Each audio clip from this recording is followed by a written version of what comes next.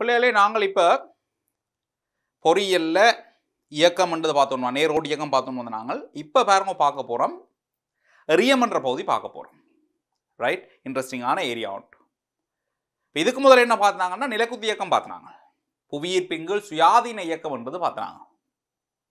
இப்போ பார்ப்போம் அதோட தொடர்புபட்டு தான் அடுத்த பகுதி வைப்பது ரியமெண்ட். அதாவது புவியீர்ப்பின்கள் சாய்வொன்றில் எறியப்பட்ட துணிக்கு, ஒரு சாய்வில் விளையாடம் பார்த்தா நிலக்குத்த அறியப்பட்ட துணிக்கு. இனி சாய்வை அறிஞ்சா என்ன நடக்குது, அதான் ரியம்ன்றதை பார்க்க போகிறோம். பாருங்க, நிலக்குத்துடன் ஏதேனும் ஒரு சாய்வுடன் அறியப்பட்ட துணிக்கானது அதன் மீதான புவியீர்ப்பு விசை காரணமாக ஒரு பரவளைவு பாதையில் செல்லும். அதாவது பிள்ளைகள் இந்த இவற்ற பாதை வந்து சரிதானே, இதில் வச்சு தான் அறிகிறோம் என்றால் இப்படி ஒரு பாதையெல்லாம் பெறுவார். நாங்கள் இந்த திசையில் எரிஞ்சிருந்தாலும், நாங்கள் எரிஞ்சது இப்படியாக இருந்தாலும் இவற்றை பாதை இப்படி ஒரு வளைஞ்ச பாதையை தான் பெறும். வளைஞ்ச பாதை ஏனென்றதை பார்க்க போகிறது நிறைய காரணமாக சொல்லியிருக்கிறேன், பார்க்க போகிறோம் கொஞ்சம் கொஞ்சமே. எனினும் இவ்வியக்கத்தை கிடைநிலை குத்து கூறுகளாக ஆராய்வதன் மூலம் இயக்க சமன்பாடுகளை ஆராயலாம். என்ன சொல்ல வாரம் என்றால், இயக்க சமன்பாடுகள் படித்த நாங்கள் நேர்கோட்டு இயக்கத்துக்கு மட்டும்தான். இது ஒரு நேர்கோட்டு இயக்கமே இல்லை, இது ஒரு வளைகோடு, வலை. அப்போ வலையில் துணிக்க இயங்குதே, இதில் என்னென்று சமன்பாட்டை பாவிக்கலாம் என்று கேட்டீங்கள் என்றால், இவற்றை இந்த வேகம் இருக்கல்லோ, இந்த வேகம் இடப்பெயர்ச்சி கூறுகளை ரெண்டு கூறாக எடுக்க போகிறோம். கிடையான கூறு, நிலக்குத்தான கூறு. ரெண்டு செங்குத்தான திசையில் பிரிக்கலாம். எந்த காவியையும் கிடையாக நிலக்குத்தாக அல்லது ஏதேனும் ரெண்டு செங்குத்து திசைகளில் பிரிக்கலாம் சொல்லி தந்த நானும் இல்லையோ. ரைட், அந்த ஐடியாவை பாவிச்சு கிடையா ஒரு நேர்கோட்டில் இயக்கமாகவும் நிலைக்குத்தாக ஒரு நேர்கோட்டு இயக்கமாகவும் இவரை பிரிக்க போறோம். என்னன்றதை பார்ப்போம். பாருங்க, முதல்ல கொஞ்சம் டேர்ம்ஸ் சொற்பதங்களை தெரிஞ்சு கொள்ளுங்க. ஓ என்று குறிக்கிறது ரியல் புள்ளியை பொது ஆரிஜின் என்றது காணியா, ஓ என்று குறிக்கிறது ஒரு ரியல் புள்ளி. யூ என்றது ரியல் வேகம், அங்கேயும் ஆரம்ப வேகத்தை தான் யூ என்று எடுத்துனாங்க, இங்கேயும் யூ என்றது ரியல் வேகம். அல்ஃபான்றது ரியல் கோணம், பொதுவாக அல்ஃபா கிடையோடு குறிக்கப்படும். சில கணக்குகளில் வில்லங்கத்துக்கு அவர் நிலக்குத்தோடு ஒரு கோணம் தருவார். ரெண்டாவதுல கொஞ்சம் கவனமாக இருக்கும். பொதுவாக எரியம் வந்ததுனால் கிடையோடு தான் அது கோணம் குறிக்கிறாங்க அல்ஃபா. ஆறுன்றது கிடை வீச்சம். அது என்ன கிடை வீச்சம் என்றால், இதில் வச்சு எரிஞ்சு விட்டோம் என்றால் திரும்ப வந்து அதே மட்டத்தை அடிப்பார் பாருங்க. கல் எரிஞ்சா பிள்ளை திரும்ப வரத்தானே வேணும். கல்ல மேலேயே போய்கொண்டு சந்திரனுக்கு போய் சேராது தானே. ஏன்னா எரிஞ்சா திரும்ப நிலத்தை வந்து அடிக்கும். அப்போ எரிஞ்ச புள்ளிக்கும் நிலத்தை வந்து அடைக்கிற புள்ளிக்கும் இடப்பட்ட தூரம் கிடை வீச்சம்னு சொல்லுவோம். கிடை வீச்சம், ரேஞ்ச். அதி உயர் உயரம்ன்றது இந்த எச். பாருங்க, அப்படி மேலே மேலே மேலே போய் கீழே வாராரல்லோ, இதெல்லாம் இவற்றை ஆகக்கூடிய உயரத்தை அடைஞ்சிருக்கிறார். அதுதான் நாங்கள் அதி உயர் உயரம், கேபிட்டல் எச்னு சொல்கிறோம். மேக்சிமம் ஹைட்னு சொல்கிறோம், அதி உயர் உயரம். அப்போ இந்த வேகக்கூரை ரெண்டா பிரிக்கிறேன் பாருங்க, சிவப்பால் குறித்து காட்டுறேன் உங்களுக்கு. பாருங்க, இங்கே இதில் இங்கே எடுத்து குறிப்போம். இதுதான் என்ற கிடக்கோடு என்றால், இதுதான் என்ற யூ என்றால், இதுதான் என்ற அல்ஃபா என்றால், இவரை நாங்கள் சர்வசமன் என்னத்துக்கு என்றால் ரெண்டு கூறுகளாக பிரிக்கலாம் அப்படின்னு சொல்லி தந்தேன். ரெண்டு செங்குத்தான கூறுகளாக பிரிக்கலாம். எந்த ஒரு காவியம், வேகம் காவியோ இல்லையோ காவி, எந்த ஒரு காவியையும் செங்குத்தான ரெண்டு கூறுகளாக பிரிக்கலாமோ இல்லையோ பிரிக்கலாம். பிரிக்கக்குள்ள கோணத்தோட வார பக்கத்துக்கு பிரிக்கிறது காஸ்ட் வரும். இவரை யூ காஸ் அல்ஃபான்னு எழுதலாம். கோணத்துக்கு எதிராக பிரித்து கொண்டு போய்க்கலாம் வாரவர் சைன் என்று வருவார். இதுக்குரிய காரண கர்த்தாலாம் முதலே சொல்லி போட்டேன் நான். இது வெக்டர்ஸ் படிக்கக்குள்ள காவியல் படிக்க சொல்லி தந்தேன். அப்போ இனி நாங்கள் அதை ஒரு சாதாரணமாக எடுகோல் எடுத்து இது ஒன்று போவோம். ரைட், இது ஞாபகம் இல்லாதாக்கள் திரும்ப போயிருக்கா வெக்டர்ஸை பார்க்கணும், காவியலை பார்க்கணும், இதே எப்படி வருதுன்ட்டு. ரைட், அப்போ u cos alpha u sine அல்ஃபான்னு இந்த வேகத்தை பிரிக்கலாம். அதுதான் நீங்கள் குறிச்சிருக்க மாதிரி இந்த யூவை ரைட் நிலக்குத்து திசையில் யூ சைன் அல்ஃபாண்டும் கிட திசையில் யூ காஸ் அல்ஃபாண்டும் ரெண்டு வேகக்கூறுகளாக பிரிக்கலாம். பாருங்க, யூ சைன் அல்ஃபான்றது ஆரம்ப வேகத்தின் நிலக்குத்து கூறு தொடங்கக்குள்ள, யூ காஸ் அல்ஃபான்றது ஆரம்ப வேகத்தின் கிடைக்கூறுன்னு வருது. சரி, இப்போ எனக்கு நீங்க சொல்லணும், இந்த துணிக்க இப்படி ஒரு புள்ளியில போய்கொண்டிருக்க ஒரு பொது புள்ளி எடுக்கிறேன்னா இந்த இடத்துல போய்கொண்டிருக்கீங்களா, இவர்கள் தாக்கக்கூடிய விசைகள் என்னென்ன? கட்டாயம் எம்ஜி என்ற ஒரு நிறதாக்கம், புவியீர்ப்பால வார நிற புவியீர்ப்பு விசை. வேற விஷயம் ஒன்றும் இல்லை. வழித்தடை இருக்கலாம், ஆனால் நாங்கள் கணக்கில் செய்யக்குள்ள வழித்தடையை புறக்கணித்து தான் கணக்கு செய்யறாங்க. வழித்தடைன்றது இல்லை, உராய்வுன்றது இல்லை. ஆக நிறை மட்டும்தான் இருக்க போகுது. அப்போ நிறை மட்டும் கீழ் நோக்கி இருக்குதுனால் இவருக்கு வரப்போகிற ஆர்முடுகளும் கீழ் நோக்கி மட்டும்தான் இருக்க போகுது. அப்போ இந்த துணிக்கைக்கு எந்த இடத்துல பார்த்தீங்கன்னா இதில் எங்கே பார்த்தாலும் கவனிக்கணும், முக்கியம். இந்த துணிக்கை இந்த பாதையில் எந்த இடத்துல பார்த்தாலும் இவருக்கு பூமியை நோக்கி நிலைக்குத்தாக ஜி என்ற ஒரு ஆர்முடுகள் இருக்கு. நிலைக்குத்தாக கீழ் நோக்கி, நிலக்குத்தாக கீழ் நோக்கி, கிடையாது, ஒன்றும் இல்லை. விளங்கிச்சதோ? ரைட். அப்போ நிலக்குத்தாக ஜி என்ற ஆர்முடுகள் இருந்தால் இந்த ஜி என்ற ஆர்முடுகள் இந்த நிலக்குத்து வேகக்கூறு என்ன செய்யும் என்றால் பிடிச்சு கீழே இழுக்க போகுது. அப்போ இந்த நிலக்குத்து வேகக்கூறு மேலே போக குறைஞ்சு கொண்டு போகும். அப்போ பாருங்கோ, இங்கே பாருங்கோ, திருப்பி கீரோமி இருக்கா. இவர் இதில் இப்படி இதை விட்ட பாதைன்னு வச்சமென்றால்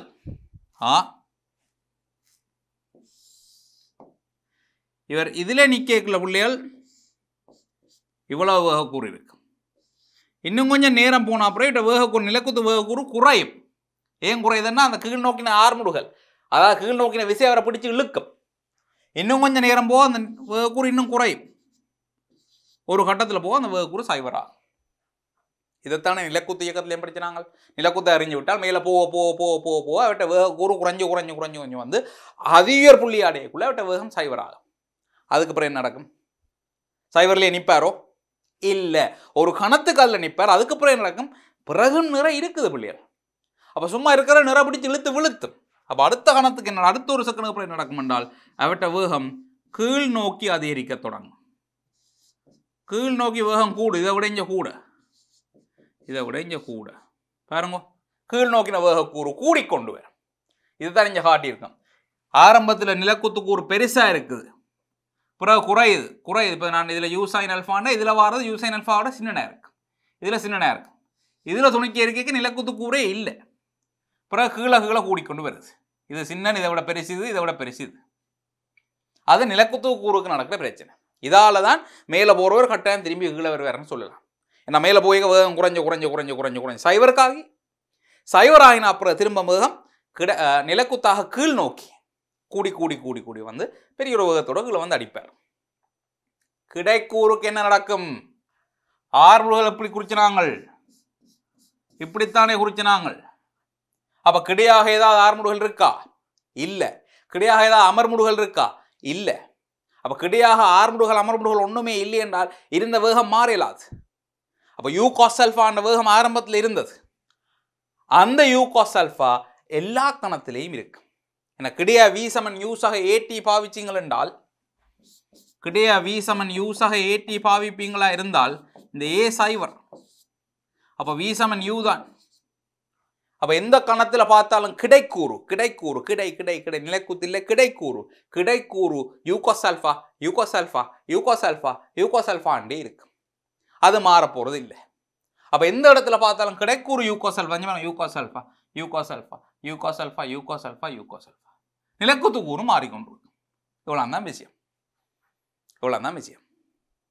அப்போ இதில் என்ன கணக்கு செய்யறத காட்டித்தரம் பாருங்க. இப்போ நாங்கள் திரும்பவும் எடுப்போம். ரைட், யூ என்ற வேகத்தோட அல்ஃபா ஆண்டவரோடு அறியப்பட்டது. இதில் என்னென்ன காண போறோம்னு பாருங்க. இவர் H, இவர் R. ரைட், நேரத்தை குறிப்போம். இதில் T சமன் சைவர், இதில் T சமன் T1, இங்கே வரைக்கும் T சமன் T2. சரி, இனி இங்கே வரைக்குள்ள இவருக்கு ஒரு கிடைக்கூறும் ஒரு நிலைக்குத்து கூறும் இருக்கு. V1 V2 அதுகளப்பா. இப்போ இதில் நிற்கக்குள்ள உங்களுக்கு தெரியும் கிடைக்கூறு யூகாஸ் ஆல்ஃபா தான், நிலைக்குத்து கூறு இல்லை. ஒன்னோட குறிச்சு போட்டு சைவரன்னு போட்டு நிலைக்குத்து கூறு இல்லை. அப்போ இங்கேயும் பாருங்க கிடையா வரைக்குள்ள V1 சமன் யூகாஸ் ஆல்ஃபாவாக இருக்கணும். V2 அவ்வளோன்னு எனக்கு தெரியாது, அதை கணிக்கணும் நாங்கள். விளங்குது தானே? சரி, அப்போ கிடைக்கூறு எல்லா இடம் உண்டாதான் இருக்க போது அது உயர் புள்ளியில் இருக்கக்குள்ள நிலக்குத்து கூறு இருக்காது. இங்கே வரைக்குள்ள ஒரு நிலக்குத்து கூறு இருக்கும். ஒன்னொண்டா பார்ப்போம். பாருங்கோ, இப்போ நாங்கள் எச்ச காணணும் என்றால், அதாவது அதி உயர் உயரத்தை காணணும் என்றால் டி சமன் சைவர்ல இருந்து டி சமன் T1 வரைக்கும், டி சமன் சைவர்ல இருந்து டி சமன் T1 வரைக்கும் நிலக்குத்த மேல் நோக்கி v வர்க்கம் சமன் u வர்க்கம் சக 2s பாவிக்கிறது தான் வேறு. நிலக்குத்த மேல் நோக்கி துணிக்கு எங்கேயோ ஏங்கி கொண்டு வந்தாலும் நாங்கள் மேல் நோக்கி தான் பாவிக்க போறோம். அப்ப இந்த புள்ளியிலேருந்து இந்த புள்ளிக்கு போய்க்குள்ள இறுதி வேகம்ன்றது சைவர், ஆரம்ப வேகம்னா கவனிக்கணும் u sin alpha இருந்தது, u sin alpha வர்க்கம், u sin alpha வர்க்கம் சக 2 சாயஜி. ஏன் சாயஜி? ஜி எப்பவுமே கீழ் நோக்கி இருக்க போகுது, நிலக்குத்தா கீழ் நோக்கி h. அப்ப இதில் h எழுவாயாக்கினீங்கள் என்றால் u வர்க்கம் sin வர்க்கம் அல்பா இந்த 2g கீழே போவார். இதுதான் ஒரு எரியத்தின் ஆகக்கூடின உயரமே வரும். இதுவே நாங்கள் செய்யக்குள்ள நிலக்குத்து இயக்கத்தில் செய்யக்குள்ள எங்களுக்கு u வர்க்கத்தின் கீழ் 2g தான் வந்தது. என்ன காரணம் என்றால் இவரை நிலக்குத்த அறியக்குள்ள அல்பா 90 ரூபாய், சைன் அல்பாவுக்கு 90 போட்டிங்கன்னா அல்பாவுக்கு 90 போட்டால் சைன் அல்பா உண்டு, சைன் வர்க்கம் அல்பா உண்டு. அப்போ u வர்க்கத்துக்கு 2g மட்டும்தான் மிஞ்சும். ஆக இதுதான் பிள்ளைகள் பொதுவான விஷயம், பொது கேஸ். இதில் அல்பாவுக்கு 90 ரூபாய் போடைக்குள்ள வர ஒரு ஸ்பெஷல் கேஸ் தான் நிலக்குத்து இயக்கம். அப்போ இதை விளங்கி கொண்டு அதை செய்யக்க இன்னும் சுகமாக இருக்க போகுது. விளங்குதானே பிள்ளைகள்? ரைட். அப்போ நிலக்குத்து உயரத்துக்கு எங்களுக்கு வர சமன்பாடு இது. இனி அதுக்கடுத்த நேரத்தை பார்ப்போம். நேரத்தை பார்ப்போம். T1 காண்றதுக்குரிய வேலைப்பாட்டை பார்ப்போம். v சமன் u சக at பாவிப்போம். எங்கே இருந்தென்றால் இதிலேருந்து இது வரைக்கும் இறுதி வேகம் சைவர், இதில் எழுதுவோம் t சமன் சைவர்ல இருந்து t சமன் T1 வரைக்கும். இறுதி வேகம் சைவர், ஆரம்ப வேகம் நிலக்குத்தா பாவிக்கிறபடியா u sin alpha g சாயஜி என்று வரும். T1 வருது u sin alphaவின் கீழ் g என்று வருது. சுருக்கினா பாருங்க, இதுவே எங்களுக்கு நாங்கள் நிலக்குத்து இயக்கத்தை சேர்க்கல யூவின் கீழ் g என்று வந்தது. என்ன காரணம்னா அல்பாவுக்கு 90 ரூபாய், அல்பாவுக்கு 90 ரூபாயை போட்டால் சைன் அல்பா உண்டு, யூவின் கீழ் g என்று வரும். விளங்கிச்சு தானே? அப்போ இதில் இருந்து அதை டிரைவ் பண்ணுறது, அதை பெற்றுக்கொள்வது பெரிய கஷ்டம் இல்லை. சரி, அப்போ அதி உயர் புள்ளிக்கு போகிற நேரமும் அதி உயர் புள்ளி இருக்கிற உயரமும் கண்டாச்சு. இனி பார்ப்போம் இவரை கிடைவீச்சை காணும். ஆறு எப்படி காண்றால் ஆறை காணும் முதல் T2 காண்றது நல்ல பாருங்க. T2 அப்ப T சமன் சைவர்ல இருந்து T சமன் T2 வரைக்கும் நிலைக்குத்த மேல் நோக்கி S சமன் UT சக அரி AT வர்க்கத்தை பாவிக்கிறது. இடப்பெயர்ச்சி சைவர். என்ன இடப்பெயர்ச்சி சைவர்? நிலக்குத்து இடப்பெயர்ச்சின்னு பார்த்தீங்கன்னா இதுலையும் ஒரே கிடைமட்டத்தில் இருக்கணும். அப்போ நிலக்குத்து அவர் போகல, கிடையா போயிருக்கிறார். சரி, நிலக்குத்து இடப்பெயர்ச்சி இல்லை. யூ நிலக்குத்து பாவிக்க யூ சைன் அல்ஃபா, ஏன்னா ஆரம்ப நிலக்குத்து கூறு யூ சைன் அல்ஃபா தர T2 சாயர் அரே ஜி. ஏன் சாயவாக இந்த ஜிக்குள்ள ஒரு சாயம் இருக்கு, அதை முன்னுக்கு போட்டிருக்கேன். T2 வர்க்கம். ஒரு T2 வெட்டுங்கோ, வெட்டி போட்டு மிச்சத்தை எழுதுங்கோ. அரை G T2 u sin alpha T2 2 u sin alphaவின் கீழ் g. இதுவே எங்களுக்கு நிலக்குத்து இயக்கத்தில் செய்யக்குள்ள 2 uவின் கீழ் g என்ன வந்தது. அதே காரணம் அல்பாவுக்கு 90 ரூபாய். இனி புதுசா வரப்போற விஷயம் T சமன் சைவர்ல இருந்து T சமன் T2 வரைக்கும் கிடையாக S சமன் UT சக அரி AT வர்க்கத்தை பாவிப்போம். இது நாங்கள் நிலக்குத்து இயக்கத்தில் செய்யலை. இது என்னது காணணும்னா ஆறை காண்றது, கிடை வீச்சத்தை காண்றது. நிலக்குத்து இயக்கத்தில் கிடை வீச்சம் ஒன்று வராது. என்ன எரிஞ்ச இடத்துலேயே திரும்ப வந்து விடுவார். நிலக்குத்தா சுண்டி விட்டோம்டா எரிஞ்ச இடத்துக்கு தான் திரும்ப வருவார். அப்போ கிடையா ஒரு இடப்பேச்சு இருக்காது. ஆனால் சாய்வில் எறியக்குள்ள கிடையா ஒரு இடப்பேச்சு வரப்போகுது. அதான் நீங்கள் ஆறுன்னு குறிச்சனா ஆர். வடிவா பாருங்க, ஆர் இந்த திசையில் ஆர் இங்கேருந்து இங்கே கிடை வேகம்டா யூவின் alpha u cos alpha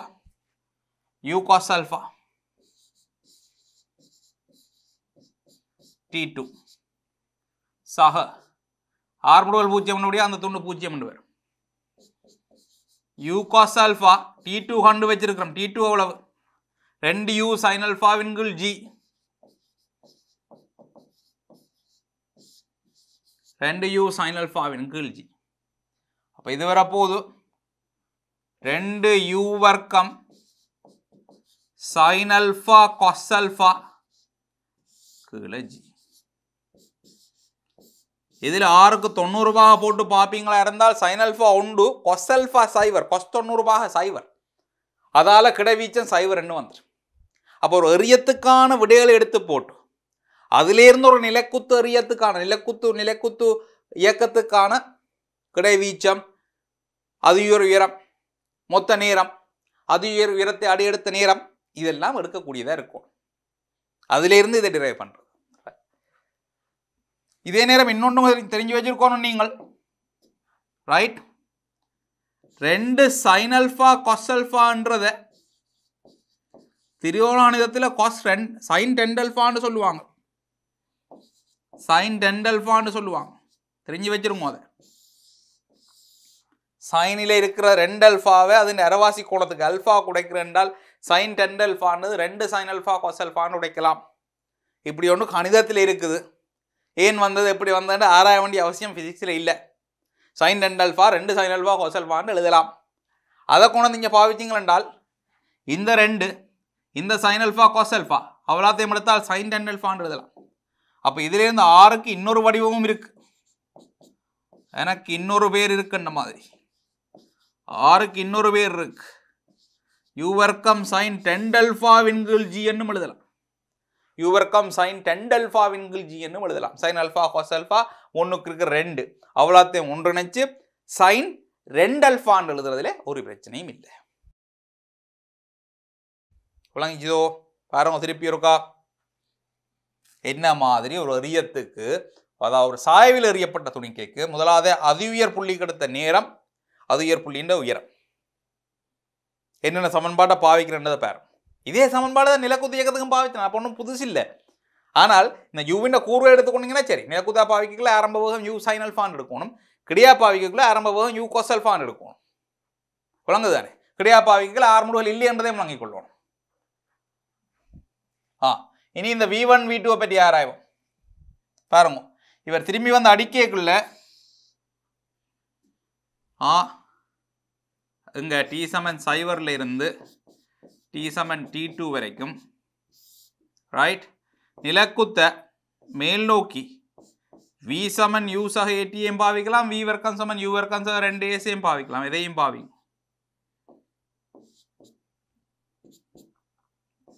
u sin alpha sin g t2 கண்டு வச்சிருக்கேன் 2u sin alpha வின் கீழ் g,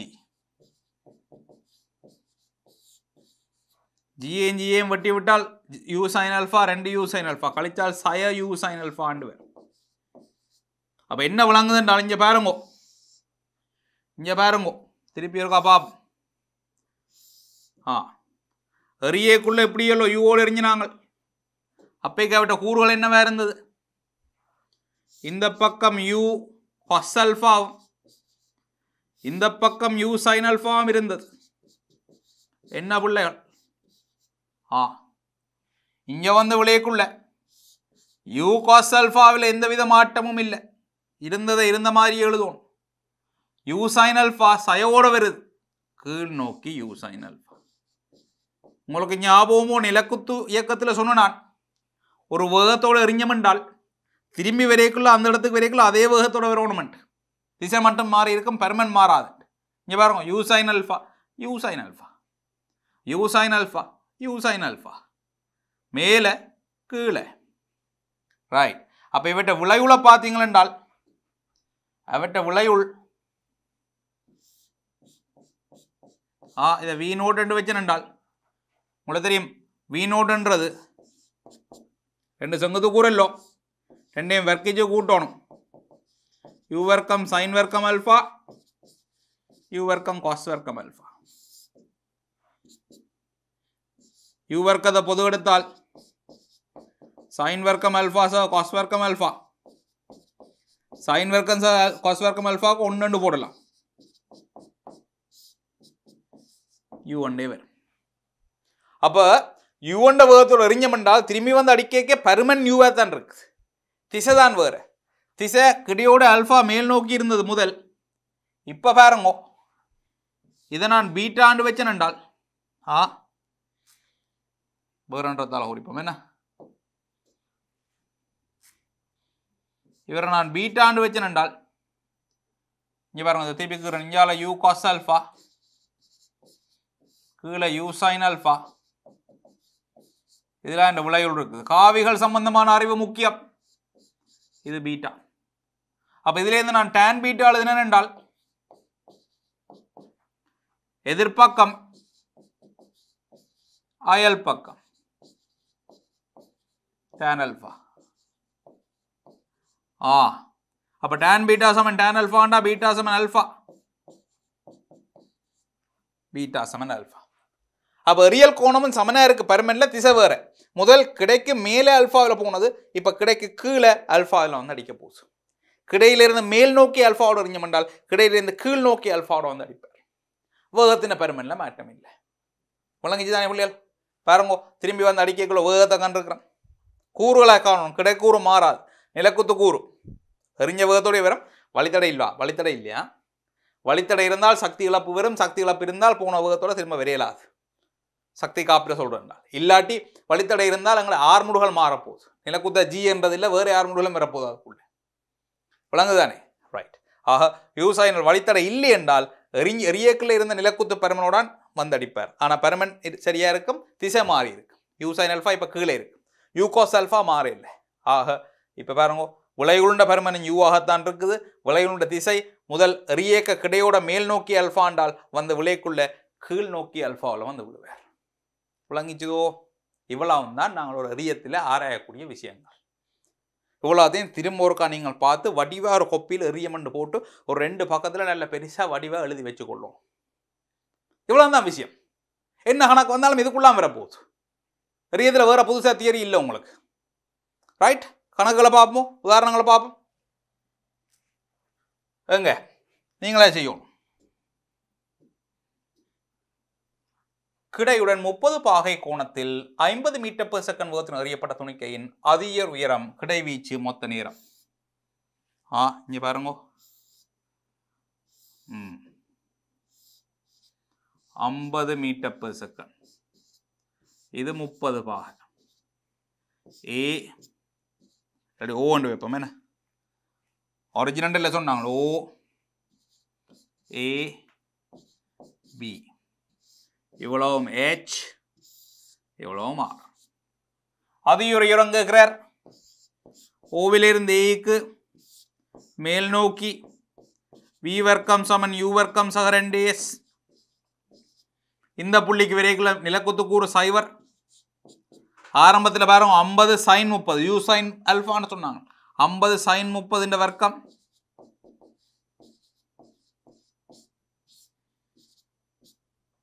சய 2 10 H. ஏன் சயவாயினது மேல் நோக்கி, உங்களுக்கு 6 முடுகள் கீழ் நோக்கி இருக்கு. 50 sin 30 என்ன sin 30 என்ற அரை அதற்கு எழுதி வைப்போம். 50 sin 30ன்றது 50 அரை 25. 50 cos 30ன்றது 50 வர்க்கமூலம் 3/2. cos 30 வர்க்கமூலம் 3/2. 25 வர்க்கமூலம் 3 வரும். இப்போ இது 25 வர்க்கம். H என்றது வரும் 25 வர்க்கத்தின் கீழ் 20. இந்த 20 கீழே வரும். 5ஆல் வெட்டினம் என்றால் 25 5ஆல் வெட்டினா 25 5 வரும். 125 4 31.25 மீட்டர் என்றதான் உயரமாக இருக்கு. 31.25 மீட்டர். கிடைவீச்சு கேட்கிறார். ஏலேருந்து பி வரைக்கும் முதல் மேல் நோக்கி SMNUT பாவிப்பு. SMNUT S சைவர் 50 sin 30 அது 25 தெரியும்.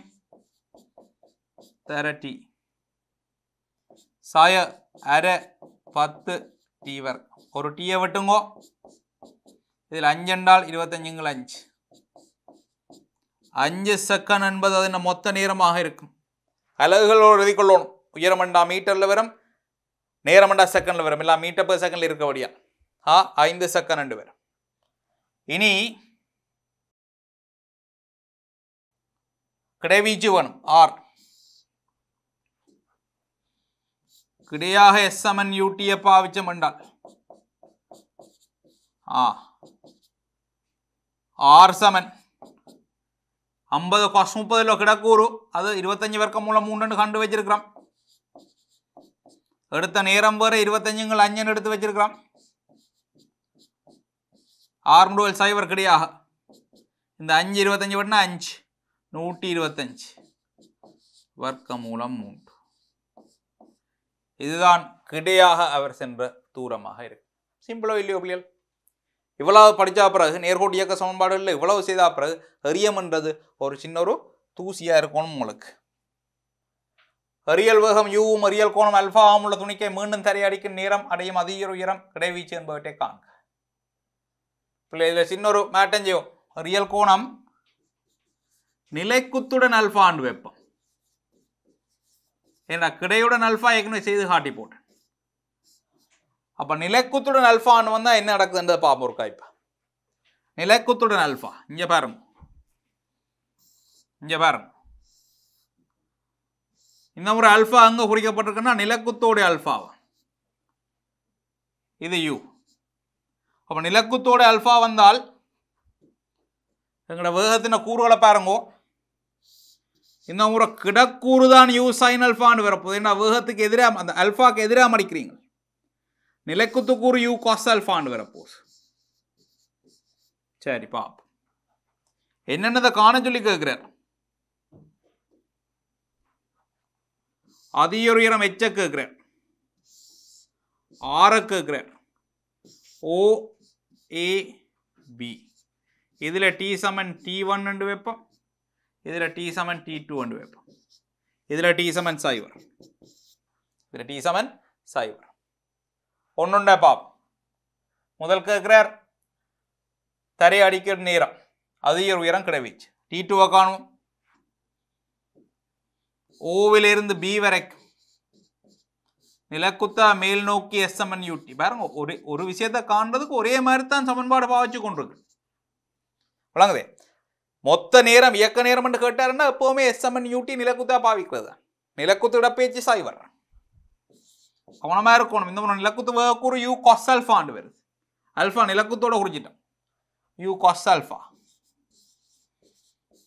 தர T2 சாய அரை G T2 வர்க்கம் ஒரு T2 வட்டுங்கோ அரை G T2 u cos alpha T2 சமன் 2 யூ காஸ் அல்பாவின் கீழ் G இது முதல் 2 யூ சைன் அல்பான்னு வந்தது பிள்ளைகள் இந்த முறை அல்பான்னு இடம் மாறிட்டு அல்பா வளமையா கிடையோட குறிக்கிறாங்க இந்த முறை அல்பா நிலக்குத்தோட அல்பான்னு எடுக்கிறோம் இனி அதிக உயரம்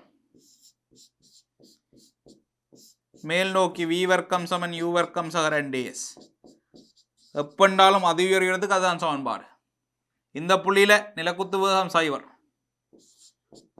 ஆரம்ப புள்ளியில வேகம் யூ காஸ் அல்பா சய 2 GH சய வந்தது மேல் நோக்கி பாவிக்கிறபடியால் ஆரம்புகள் கீழ் நோக்கி இருக்கு இதில் இந்த எச்சை எழுவாயாக்கினால் யூ வர்க்கம் காஸ் வர்க்கம் அல்பா கீழே 2G யூ வர்க்கம் காஸ் வர்க்கம் அல்பா கீழே 2G என்பர் இனி கிடைவீச்சு கேட்கணும் கிடைவீச்சு ஓவிலிருந்து பிக்கு கிடையாக எஸ் சமன் யூடி பாவிப்பு ஆர் சமன் கிடைவேக கூறிந்த முறை யூ சைன் அல்பா இருக்கு யூ சைன் அல்பா எடுத்த நேரம் 2 யூ காஸ் அல்பாவின் கீழ் G இருக்கு மொத்த நேரம் கிடை ஆரம்புகள் எப்போவுமே 0 2 யூ வர்க்கம் சைன் அல்பா காஸ் அல்பா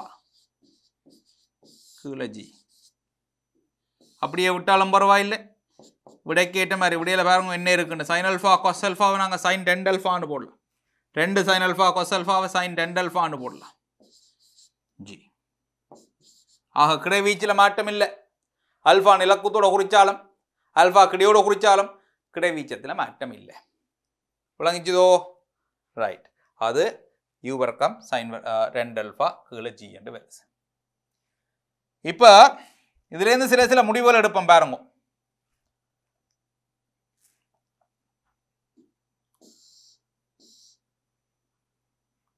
குறிப்பிட்ட ஒரு கிடைவீச்சத்தை அடைகிறதுக்கு பிள்ளை இப்போ எங்களுக்கு கொண்டு வைப்போம் இப்போ உதாரணத்துக்கு இப்படி கொண்டு வைப்போம் ஒரு துவக்கு கொண்டு இருக்கு துவக்கில் இருந்து அதில் இருக்க அந்த ரவை என்று சொல்லப்போகிற அதில் இருக்க சன்னம் இல்லை அதில் இருக்க குண்டு எப்பவும் ஒரே நேரத்தில் ஒரே வேகத்தில் வலிக்கிட்டு போகும் துவக்கில் இருந்து அந்த குண்டு வலிக்கிட்டு போகிற வேகத்தை அட்ஜஸ்ட் பண்ணிடலாதுன்னு வைப்போம் அப்போ அது ஒரு யூன்ற வேகத்திலாம் போகும் சரி நான் இப்போ இதில் நிற்கிறேன் சரிதான் நான் இதில் துவக்கோர நிற்கிறேன் இந்த ஆங்கிள் எனக்கு மாற்றலாம் அல்ஃபாவை கூட்டி குறைக்கலாம் பிரச்சனையே இல்லை சரி இப்போ இதில் தான் என்ன டார்கெட் இருக்குன்னு வைப்போம் இதில் நிற்கிற டார்கெட்டை தான் சுடணும்னா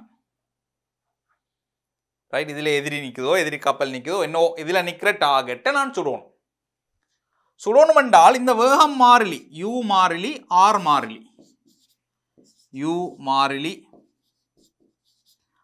r மாறிலி g மாறிலி என்ன குறிப்பிட்ட தூரத்தில் என்ன டார்கெட் இருக்குது இதில் எனக்கு ஃபிக்ஸ் பண்ணி வச்சிருக்கிற ஒரு துவாக்கு இந்த துவாக்குனால சுருவணும் அப்போ இந்த என்ன கோணத்தில் சுருவணும்ன்றதை ஆராயும் ரெண்டா பாருங்க நீங்கள் இதே சமன்பாடு எடுக்கலாம் r சமன் u வர்க்கம் sin 10 alpha g இருக்கல்லோ இது எடுத்தோம் என்றால் இதில் sin 10 alphaவை எழுவாயாக்கினேன் என்றால் rg இன்கீழ் u வர்க்கம் என்று வரும் rg இன்கீழ் u வர்க்கம் விளங்குதானே சரி அப்போ இதில் இருந்து எங்களுக்கு அல்ஃபாவை காணலாம் இதிலேருந்து அல்ஃபாவை காணலாம் இப்போ உதாரணத்துக்கு வெப்பம் ஆர் வெப்பம் ஒரு 200 மீட்டர் ஜி வெப்பம் 10 யூ வெப்பம் 20 வர்க்க மூலம் 10 அவரால் எப்பவுமே அதே வேகத்தில் தான் சுடலாம் துவக்கின்ற சுடல் வேகம் மாறாது இப்போ இங்கே பாருங்க ஆருக்கு 200 ஜிக்கு 10 20 வர்க்க மூலம் 10 வர்க்கம்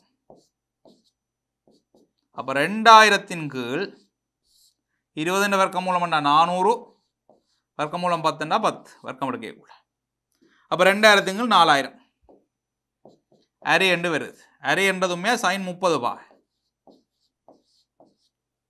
அப்போ sin 10 alpha சமன் sin 30 பாகை என்று வருது அப்போ 2 alpha சமன் 30 பாகை alpha சமன் 15 பாகை என்று வருது 15 பாகையில் சுட்டம் என்றால் தான் இந்த டார்கெட்டை போய் அடிக்கலாம் என்று வருது விளங்குதானே சரி இனி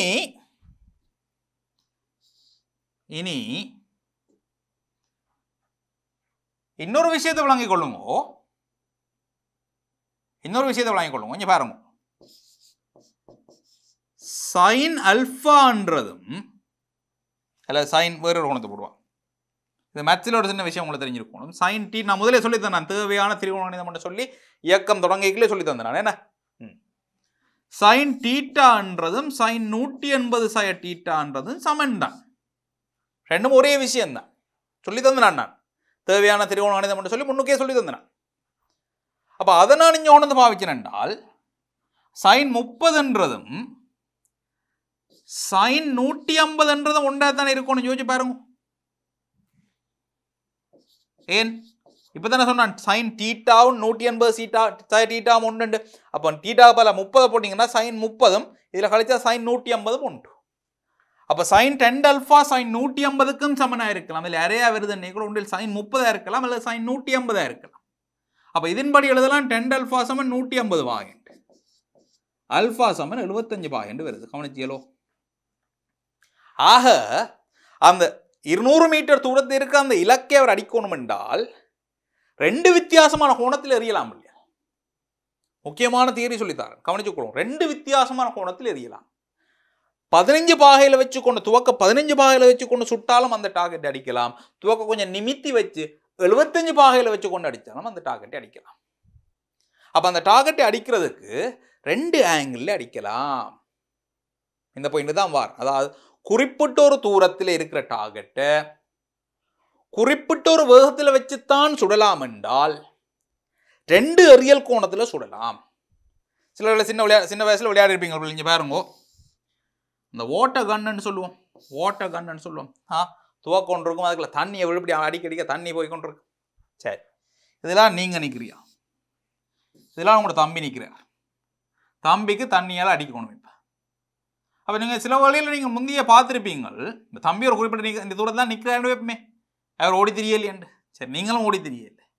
துவக்கில் தண்ணி வலிக்கிற வேகம் பெருசாக மாறாது என்றால் 2 விதமாக அடிக்கலாம். கொஞ்சம் சாய்வை குறைச்சி வச்சு இப்படி கொண்டே விழுத்தலாம்.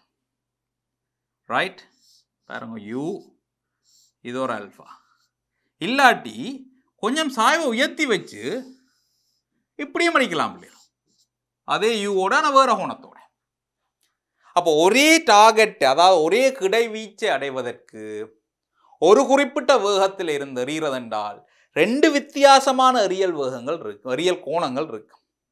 திருப்பி சொல்லுவோம், ஒரே கிடைவீச்சை ஒரு குறிப்பிட்ட எரியல் வேகத்தோடு அடையணும் என்றால் 2 வித்தியாசமான எரியல் கோணத்திலே எறியலாம்.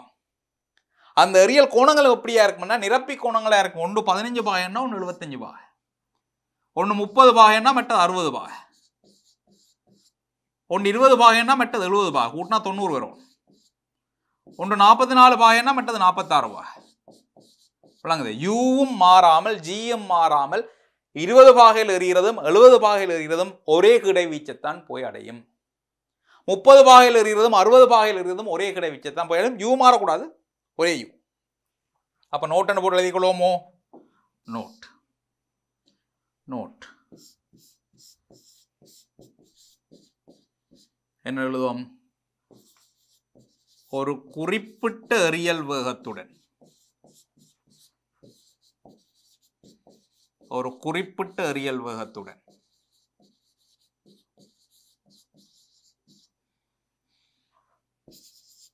ஒரு குறிப்பிட்ட கிடைவீச்சை அடைவதற்கு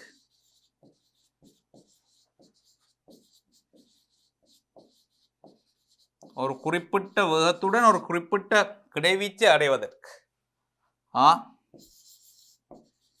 இருவேறு கோணங்களில் இருவேறு எறியற் கோணங்களில் எறியப்படலாம். எறியப்படலாம், இருவேறு எறியற் கோணங்களில் எறியப்படலாம். இன்னொன்று, அவ் எறியற் கோணங்களின் கூட்டுத்தொகை 90 பாகை ஆகும். அதான் நிரப்பி கோணங்கள் சொல்றது. அவ் எறியற் கோணங்களின் கூட்டுத்தொகை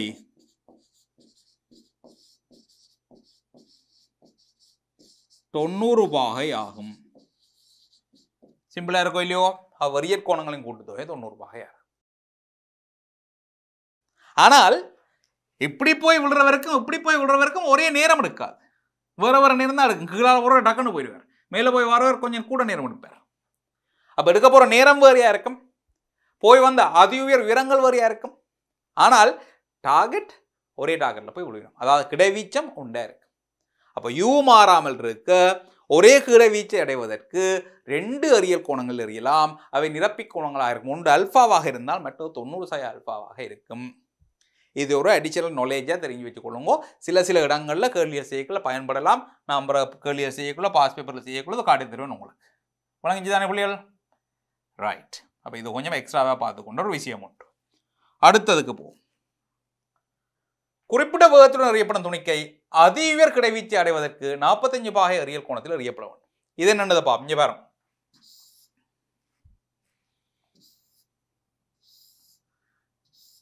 இப்படி யூவோடு எறிஞ்சு அல்ஃபாவோடு எறிஞ்சால் ஆர் எங்களுக்கு தெரியும், கண்டுட்டோம்.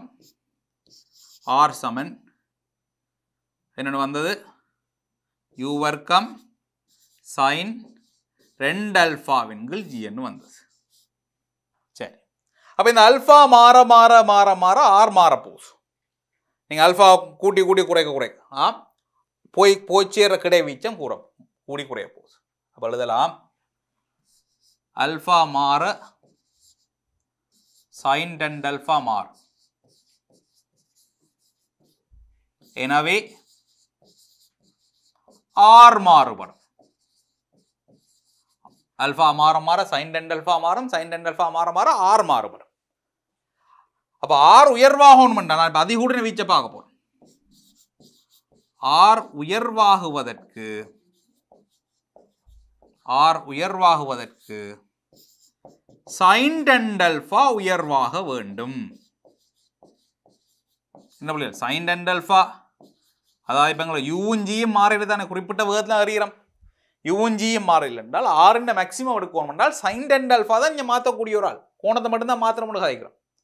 அப்போ சைன் 2 அல்ஃபான மேக்சிமத்தை பார்ப்போம். சைன் 2 அல்ஃபான மேக்சிமம் எவ்வளவு? சைன் 2 அல்ஃபான மேக்சிமம் 1. உங்களுக்கு தெரியும் சைன் காஸ் எல்லாமே சைனுக்குள்ள என்ன வந்தாலும் அது ஆகக்கூடிய பெருமானம் 1, ஆக குறைஞ்ச பெருமானம் சை 1. சைனும் காசும் சை 1க்கும் 1க்கும் இடையிலான் இருக்கு. அதுக்கு வெளியில் போயிடாது. அப்போ ஆகக்கூடிய பெருமானம் என்றால் சைன் ஆகக்கூடிய பெருமானம் 1. விளங்குதா? சின்ன சின்ன திருவண்ண விஷயங்கள் தெரிஞ்சு வச்சிருக்கணும், கட்டாயம் மறக்கக்கூடாது. இது ஒன்றும் இது எக்ஸ்ட்ரா கணிதமாக மன்னிச்சு வைக்கிற இல்லைங்கால. இது எங்களுக்கு பிசிக்ஸில் தேவையான சில அடிப்படை கணிதங்கள். இதை நீங்கள் ஒதுக்கி வைக்கலாது. சைனின் காஸ்டின் ரேஞ்ச் சை 1லேருந்து +1க்குள்ளே இருக்கு. -1 to +1 சைன் காஸ் 2. டேன் அப்படி இல்லை. அடிச்சு விடுறதில் எல்லாத்துக்கும் சைனுக்கும் காசுக்கும் தான் அது பொருந்தும். டேன் முடிவில் வரைக்கும் போகலாம். ரைட். அப்போ சைனுக்கும் காசுக்கும் சை 1லேருந்து 1 வரைக்கும் போகும். அப்போ எனக்கு சைனின் உயர்வு வேணும் என்றால் 1. அப்போ நான் எழுதலாம் ஆர் மேக்சிமம் என்றால் யூ வர்க்கமும் ஜியும் மாறிலி சைன் 2 அல்ஃபான மேக்சிமம் வேணும். சைன் 2 அல்ஃபான மேக்சிமம் 1.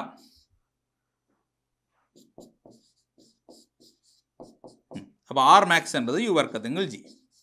அப்போ சைன் 2 அல்ஃபா 1 என்றால் 1 என்றதுமே யாருக்கு வராது? 90 ரூபாய்க்கு தான் 1 வரும். ஆக 2 அல்ஃபான்றது 90 ரூபாயாக இருக்கும். அல்ஃபான்றது 45 பாகையாக இருக்கும். அல்ஃபா 45 பாக எரியல் கோணத்தில் எறிஞ்சாத்தான் உங்களுக்கு ஆக கூடின வீச்சத்தை அடையலாம். யூ மாறிலி என கருதி ஒரு குறிப்பிட்ட வேகத்தில் தான் அறியலாம் என்றால் 45 பாகையில் எறியணும். விளங்குதானே? 45 பாகையில் எறிஞ்சாத்தான் உங்களுக்கு ஆக கூடின வீச்சத்தை அடையலாம். அந்த ஆக கூடின வீச்சம் எவ்வளவா இருக்கும் என்றால் யூ வர்க்கத்துங்கள் ஜியாக இருக்கும். விளங்குதானே? அப்போ இந்த கூட்டை தெரிஞ்சு வச்சுக்கணும். 45 பாகையில் எறியப்படும் பொழுதுதான் அதிகூடின வீச்சு அடையலாம். இப்போ கொஞ்சத்துக்கு முதல் சொன்ன நான் அல்ஃபா கோணத்தில் எறிகிறதும் 90 சை அல்ஃபாவில் எறிகிறதும் ஒரே வீச்சத்தை அடையுமெண்ட். அப்போ இவருக்கு பார்ப்போம், இவருக்கு இன்னொரு கோணம் இருக்கும். இவருக்கு 90லேருந்து கழிச்சால் அதுவும் 45 தான் வரும். அப்போ அது உயர் வீச்சத்தை அடைகிறதுக்கு ஒரே ஒரு கோணம் தான் இருக்குது, 45 பாகை தான். அதுக்குள்ள வேறு ஏதாவது வீச்சம் இருந்தால் தான் 2 கோணம் வரும். அது உயர் வீச்சத்தை அடைகிறதுக்கு ஒரே ஒரு கோணத்தில் அறியலாம், 45 பாகை. அதை 90லேருந்து கழிச்சா அதுவும் 45 தான், வேற விட வராது. விளங்கிச்சோ? ஆக அதிக வீச்சத்தை அடைவதற்கு ஒரே ஒரு கோணம் தான் உண்டு, அது 45 பாகையாக இருக்கும். விளங்கிச்சு தானே பிள்ளைகள்? இதுதான் தியரி, எங்களுக்கு ரியம் சம்பந்தமான தியரியா. கொஞ்சம் கூடவாய் உங்களுக்கு சொல்லி தந்திருக்கேன். இவ்வளோ நல்ல வடிவாக ப்ராக்டிஸ் பண்ண போகிறோம். இப்போ அடுத்த கேள்வியை பாருங்க. பயிற்சி கேள்விகள் ஒன்றொன்றை நான் செய்யும் முதல் நீங்கள் செய்யுங்க பாப்போம். கிடையுடன் 30 பாகை கோணத்தில் 60 மீட்டர்/செகண்ட் வேகத்தில் எறியப்பட்ட துணிக்கை அடையும் அதிக உயரம், அதை அடுக்கும் நேரம் பாருங்கோ. ரைட். 60 பாகை இல்லை 30 பாகை 60 மீட்டர்/செகண்ட். h t சமன் 0. மேல் நோக்கி v வர்க்கம் சமன் u வர்க்கம் சக 2s பாவிப்போம். இந்த புள்ளியில் வேகம் 0. 60 sin 30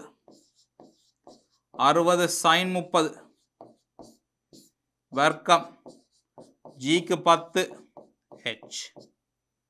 60 sin 30 sin 30 அரை. 60 sin 30 60 அரை 30 வரும். என்ன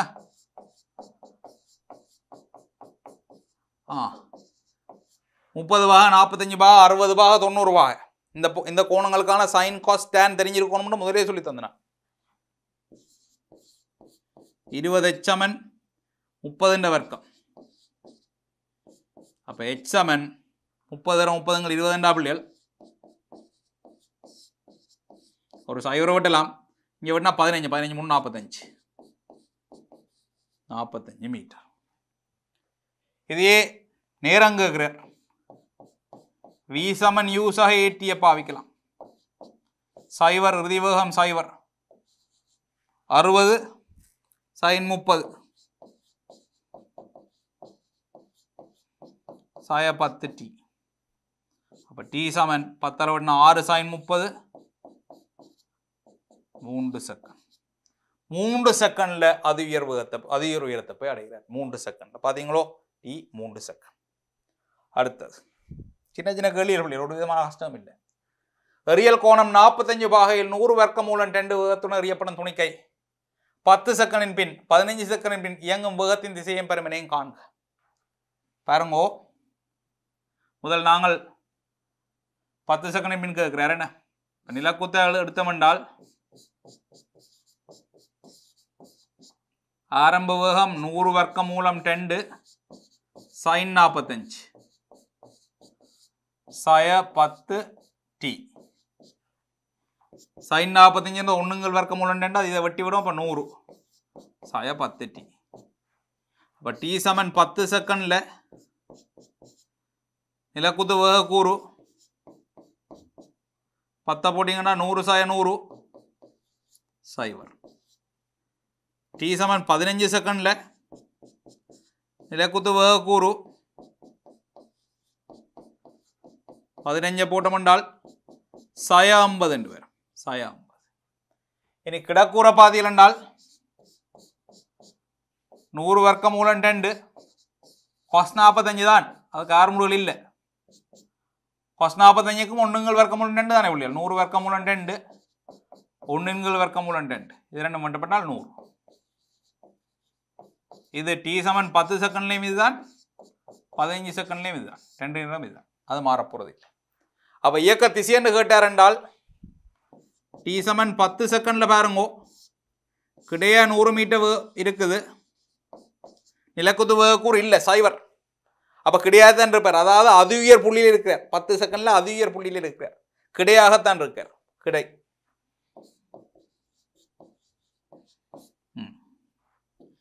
எங்க பாப்பன் t சமன் 15 செகண்ட்ல என்ன நடக்குது?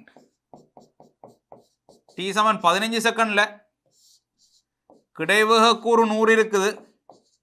நிலக்குத்து வேகக்கூறு 50 இருக்குது கீழ் நோக்கி. நிலக்குத்து வேகக்கூறு 50 இருக்குது கீழ் நோக்கி.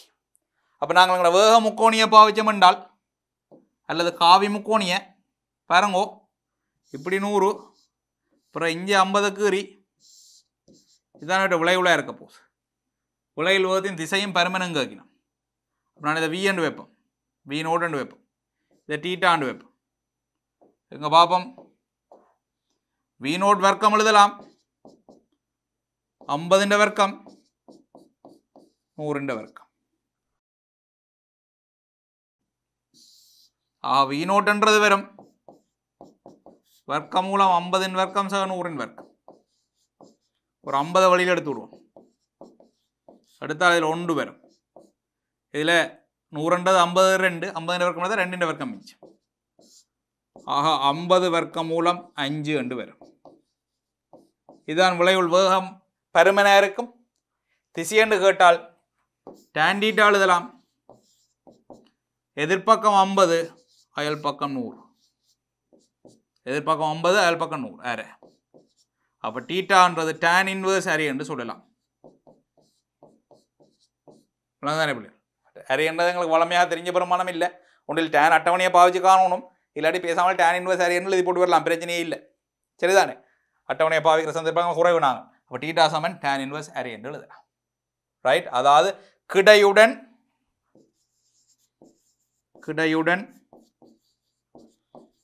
கீழ்நோக்கி tan இன்வர்ஸ் அரை கோணத்தில் tan inverse அரை கோணத்தில் 50 வர்க்கமூலம் 5 மீட்டர் per செகண்ட். இதுதான் அவட்ட வேகமாக இருக்கும். t சமன் 15 செகண்ட்ல. விளங்கிச்சதோ? அடுத்த கேள்வி எப்பா எறியல் கோணம் 30 வகை, அதிக உயரம் 180 மீட்டர். ஆரம்ப வேகத்தையும் பயணித்த மொத்த நேரத்தையும் காண்க.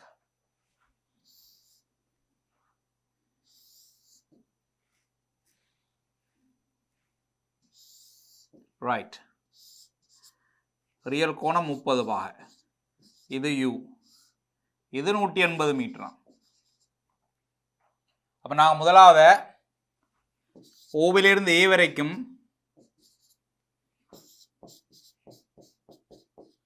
மேல் நோக்கி v வர்க்கம் சமன் u வர்க்கம் சம 2s பாவிப்போம். இந்த சமன்பாடு நாங்கள் உயரத்தை காண்றதுக்கு பாவிக்கிறோம். நாங்கள் இந்த முறை உயரம் தந்திருக்குது, ஆரம்ப வேகம் தெரியல. அப்ப அதே சமன்பாட்டை பாவிக்கலாம். இறுதி வேகம் சைவர், இதுல u sin 30 வரணும். வர்க்கம் சய 2 gh. அப்ப இது வெறும் u இன் கீழ் 2 இல்லோ, அப்ப u வர்க்கத்தின் கீழ் 4 சமன் அது 3600. அப்ப u வர்க்கம் சமன் 4 தரம் 3600. அப்படியே வச்சோன்னு வர்க்கமூலம் எடுத்து விட்டீங்கன்னா 4 வர்க்கமூலம் 2, 3600 வர்க்கமூலம் 60, 36க்கு 6, அங்கே 2 சைவர்னா 1 சைவர். ஆக 120 meter per second. 120 meter per second தான் வேகம், ஆரம்ப வேகம். பயணித்த மொத்த நேரம் என்றால் ஓவிலிருந்து பி வரைக்கும் s சமன் ut பாவிப்போம். இதில் குத்தாக மேல் நோக்கி எல்லா நேரமும் பயணித்த மொத்த நேரம் காண்றதுக்கு இதுதான் சமன்பாடு பாவிக்கிறேன். அப்போ அது டக்குன்னு உங்களை ஞாபகம் பெறணும். நிலக்குத்து இடப்பெயர்ச்சி சைவர், கிடைமட்டது அதே கிடைமட்டத்துக்கு வந்துட்டார்.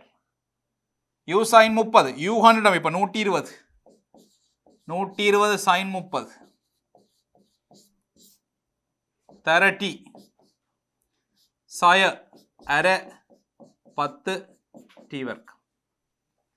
120 sin 30 60 t, 5 t வர்க்கம். இது சாய் வரைஞ்சால் ஒரு டீயை வெட்டுங்க. 5 t சமன் 60, t சமன் 12 செகண்ட். மொத்தமாக 12 செகண்டுக்கு இயங்கி இருக்கிறார். மொத்தமாக 12 செகண்டுக்கு இயங்கி இருக்கிறார். விளங்கிச்சதோ?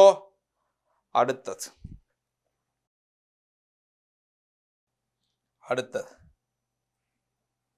தரை மட்டத்திலிருந்து 125 மீட்டர் உயரத்தில் துணிக்கி 50 மீட்டர் per செகண்ட் வேகத்துடன் கிடையாக அறியப்பட்டது. இது கொஞ்சம் இல்லைங்க, இங்க பாருங்க. தரை மட்டத்திலிருந்து 125 மீட்டர் உயரத்தில் துணிக்கி 50 மீட்டர் per செகண்ட் கிடையாக அறியப்பட்டது. ரைட், இதுல இருந்து கிடையா அறிஞ்ச பிள்ளையார் இப்படி வந்து விடுவார். என்ன, இந்த இடத்துல கிடையா தான் வேகம் இருந்திருக்கு. 50 மீட்டர் per செகண்ட், உயரம் 125 மீட்டரா. அது தரையை அடிக்க எடுக்கும் நேரம், தரையை அடிக்கும் வேகம், சென்ற கிடைத்தூரம் என்பதை காண்க. தரையை அடிக்கும் வேகம்னா 2 கூரை பார்க்கணும். v1 v2. தூரம் என்றால் இவ்வளவு r. அடிக்க எடுக்கும் நேரம். அப்ப நான் இங்க t சமன் t என்று வைப்போம். இங்க t சமன் சைவர். இந்த புள்ளி O என்னும் இந்த புள்ளி A என்னும் வைப்போம். இப்போ ஓவிலிருந்து ஏ வரைக்கும் நிலக்குத்த கீழ் நோக்கி s சமன் ut சக at வர்க்கத்தை பாவிப்போம். இந்த புள்ளியிலிருந்து இந்த புள்ளிக்கு வரைக்கும் அவர் நிலக்குத்த இயங்கின இடப்பெயர்ச்சி என்னால் 125 மீட்டர். நிலக்குத்த அவர் கிடைச்ச இடப்பெயர்ச்சி 125. ஆரம்பத்தில் கிடைவேக கூறு மட்டும்தான் இருந்தது, நிலக்குத்து வேக கூறு இல்லை. u சைவர் அரை 10 t வர்க்கம். ஆக 5 t வர்க்கம் சமன் 125, t வர்க்கம் சமன் 25, t சமன் 5 செகண்ட். 5 செகண்டின் பின் அவர் தரையை வந்து அடிப்பார். தரையை அடிக்கும் வேகம் என்ன, அந்த v1 v2 கண்டு இங்க பாருங்க. கிடையா v சமன் u சக at பாவிச்சன் என்றால் v1 சமன் 50 சக ஆரம்ப வேகம் 50, ஆரம்புகள் 0 50 நிலக்குத்த v சமன் u சக at பாவிச்சால் v2 சமன் ஆரம்பம் நிலக்குத்த கூறு இருக்கேல்ல வேகம் ஆரம்புகள் 10 5 செகண்ட் 50 அப்போ கிடையே 50 நிலக்குத்த 50 இவரை வி நோட் என்று வச்சனென்றால் விளையுள் வேகம் வி நோட் வரும் வர்க்கம் மூலம் 50 வர்க்கம் சா 50 வர்க்கம் 50 வர்க்கத்தை வெளியில் எடுத்தால் 50 வரும் இதில் 1 மிச்சம் அதில் 1 மிச்சம் 50 வர்க்கம் மூலம் 2 மீட்டர்/s. அப்போ நிலத்தை வந்து அடிக்கக்குள்ள தரையை வந்து அடிக்கக்குள்ள அவற்றை விளையுள் வேகம் 50 வர்க்கம் மூலம் 2 கிடையாறு கூறு இருக்கு நிலக்குத்தாறு கூறு இருக்கு வேகம் என்னன்னு கேட்டார் என்றால் விளையுள் எடுத்து கொடுக்கும் கூறுகளை கொடுக்கறது இல்லை. அடுத்தது சென்ற கிடைத்தூரம் ஆறு கேட்கிறார் கிடையா எஸ் சமன் யூடி பாவிப்போம்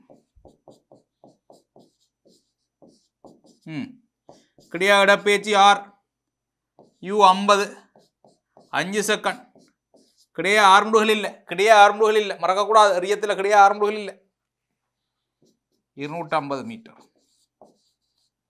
சிம்பிள் 250 மீட்டர் டக்குன்னு விரும்பிட. அடுத்தது தரையிலிருந்து 2 கிலோமீட்டர் உயரத்தில் 200 மீட்டர்/s வேகத்தில் கிடையாக பறக்கும் போர் விமானம் ஒன்றிலிருந்து வெடிகுண்டு என்று கைவிடப்படுகின்றது. அது கிடையாக எவ்வளவு தூரத்தில் விழும் பாருங்க. தரையிலிருந்து 2 கிலோமீட்டர் உயரத்தில் இதெல்லாம் விமானம் போய் கொண்டிருக்கு ரைட் போர் விமானம் உண்டு வெடிகுண்டு விடப்படுதான். விமானம் இந்த திசையில் 200 மீட்டர்/s போகுது என்றால் அது கைவிடுற வெடிகுண்டுக்கும் விட்ட அடுத்த கணத்தில் அதே வேகம் இருக்கும். ஆக வெடிகுண்டு கிடையாக 200 மீட்டர்/s வேகத்துடன் கைவிடப்படுகிறது என்று அர்த்தம். அவர் எங்க வந்து அடிக்கணும் என்றால் 2 கிலோமீட்டர் கீழே இருக்கிற தரையில வந்து அடிக்கணுமா ரைட் இப்படி வந்து அடிக்க போறேன் என்ன பாருங்கோ கேள்வி என்ன அது கிடையாக எவ்வளவு தூரத்தில் விழும் இது 2000. அப்போ எப்பவுமே எங்களுக்கு கிடைவீச்சு வேணுமென்றால் முதல் நேரத்தை காணும் கிடைவீச்சு காணும் முதல் நேரத்தை காணும். அப்போ நிலக்குத்த கீழ் நோக்கி எஸ் சமன் யூடி சக at வர்க்கத்தை எழுதுவோம் 2000 மீட்டர் 2 கிலோமீட்டர் 2000 மீட்டர் தெரியுமே உங்களுக்கு 1 கிலோமீட்டர் 1000 மீட்டரா கிலோ 1000 ஆரம்ப வேகம் நிலக்குத்த 0 ஏன் கொண்டு கிடையாத்தான் விடப்பட்டது. என்னடா பிள்ளைகள் ஃப்ளைட்டுக்குள்ளேயோ ராக்கெட் லான்ச்சரை பூட்டி வச்சு அடிச்சாருந்தால் கிடையாது வராது. இது கைவிடப்படுதுன்னு சொல்லப்படுது பாருங்க வெடிகுண்டு கைவிடப்படுகின்றது என்னால் பூட்டி வச்சு அடிக்க இல்லை கைவிடுற என்றால் ஃப்ளைட்டுக்கு என்ன வேகம் இருந்தோ அந்த போர் விமானத்துக்கு என்ன வேகம் இருந்துச்சோ அதே வேகத்தோட வெளியில் வருவார் சரிதான். இப்பெல்லாம் போர் விமானங்களுக்கு பூட்டி வச்சு சுடலாம். போர் விமானத்தில் பூட்டி வச்சு சுடுறோம் என்றால் அதுக்கப்புறம் வேகம் மாறிடும் கோணம் மாறிடும். இங்கே பூட்டி வச்சு சுட இல்லை கைவிட்டு விடுறோம் பழைய விமானங்கள் மாதிரி பழைய போர் விமானங்கள் மாதிரி திறந்து போட்டு தள்ளி விடுறது தள்ளி விட்டால் அது விமானத்துக்கு என்ன அந்த வேகம் இருந்துச்சோ அதுதான் குண்டுக்கும் ஆரம்ப வேகமாக இருக்கும். குண்டை கைவிடைக்குள்ள விமானத்துக்கு என்ன வேகம் இருந்துச்சதோ அதுதான் குண்டின வேகமாயும் இருக்கும். அரை 10 டி வர்க்கம் இதில் 5 இஞ்சால விட்டினா 400 டி வர்க்கம் டி சமன் 20 செகண்ட். இதுக்கெல்லாம் சகசாய போட தேவையில்லை டி நேராகத்தான் பெறலாம் இல்லாட்டி வர்க்கம் மூலம் எடுக்க போகும் சகசாய போடணும். ஆனால் இங்கே டி நேராகத்தான் பெறலாம் 20 செகண்ட். எங்களுக்கு கேள்வி ஆர். அப்போ இனி கிடையா பாவிப்போம் கிடையா அதே சமன்பாடு வேகம் 200 20 செகண்ட் 4000 மீட்டர் 4 கிலோமீட்டர் வழங்குதா. அப்போ இந்த விமானி நிறைய கால்குலேட் பண்ணணும் இல்லையா 4 கிலோமீட்டருக்கு முன்னுக்கு நிற்கல அதாவது இவட்ட டார்கெட் இதில் இருக்கிற கேம்புக்கு தான் குண்டு போட போகிறாருண்டா இங்கேருந்து 4 கிலோமீட்டர் முன்னுக்கு நிற்கலையே குண்டை போட்டுருவோம். அதுக்கும் வேகத்தை 200 மெயின்டைன் பண்ணி கொண்டு போகிறோம். அப்புறம் 4 கிலோமீட்டரை கால்குலேட் பண்ணி போட்டு அதை எங்கேயா வியாபாரத்தை கொண்டு நிற்கல இங்கே வேகம் குறைஞ்சிட்டு என்றால் அது முன்னுக்கு எங்கேயாவே விழுந்துடும் சனமெல்லாம் செத்துப்போம் விளங்கு தானே. அப்போ சரியாக கால்குலேட் பண்ணணும். இதே வேகத்தில் போகணும். 200 மீட்டர் per செகண்டில் போயக்குள்ளே 4 கிலோமீட்டருக்கு முன்னுக்கு நிற்கக்குள்ளேயே அவர் கொண்ட கைவிட்டாருன்றா தான் அது போய் அடிக்கும். அடுத்த விஷயம் 2 கிலோமீட்டர் உயரத்துலேயே நிற்கணும். அப்போ தன் உயரத்தை அவர் பார்க்கணும், தன் வேகத்தை அவர் பார்க்கணும். அது ரெண்டையும் வச்சுக்கொண்டு கால்குலேட் பண்ணணும். அவ்வளோ தூரத்துக்கு முதல் போடணும். விளங்கு தானே? அப்போ இதுக்கு தான் நீங்கள் எக்ஸ்பீரியன்ஸ் தான் 4 நாள் வேணும் இதுக்குள்ளே. புதுசாக போய் பழக இயலாது. குண்டல்லோ. ஆறாவது, குன்று ஒன்றின் உச்சியிலிருந்து கிடையுடன் 30 பாகை மேல் நோக்கிய சாய்வில் 10 மீட்டர் per செகண்ட் கதியில் கல் ஒன்று வீசப்படுகின்றது. அது குன்றுக்கு கூடுள்ள கடலில் 6 செகண்ட் என்பது அடிக்கின்றது. குன்றண்டா அப்புறம் குன்று மாதிரிலாம் வடிவாக்குறோம் இல்லை, எங்களுக்கு பிரச்சனை உயரந்தான். குன்றொன்று உச்சியிலிருந்து கிடையோட 30 பாகையில்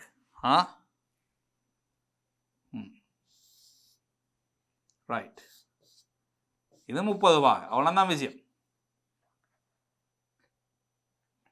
10 மீட்டர் per செகண்ட் அது வந்து கடலை அடிக்குதான். இதில் டி சமன் 0 என்றால் இதில் டி சமன் 6 செகண்ட். இந்த உயரம் உங்களுக்கு தெரியாது, குன்றின் உயரம் எவ்வளோன்னு தெரியாது. குன்றின் உயரத்தை கேட்குறேன். அப்போ பார்ப்போம். கீழ் நோக்கி S சமன் UT சக அரியேற்றி வர்க்கம்.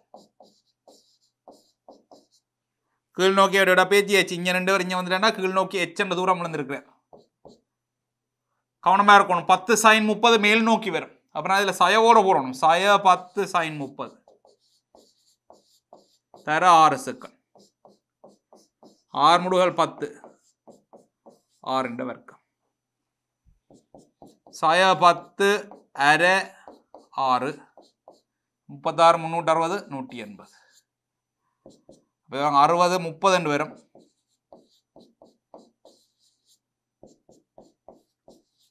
ஆக குன்றின் உயரம் 150 மீட்டர் வருது பிள்ளைகள். குன்றின் உயரம் 150 மீட்டர், எச்சுக்கு 150 வருது. குன்றின் அடியிலிருந்து கடலை கல் அடிக்கும் புள்ளியின் கிடை தூரம் இது R. இப்போ எங்களுக்கு நேரம் தெரியும், கிடைக்கூறு காணலாம். கிடையாக S சமன் UT சக அரியேற்றி வர்க்கம்.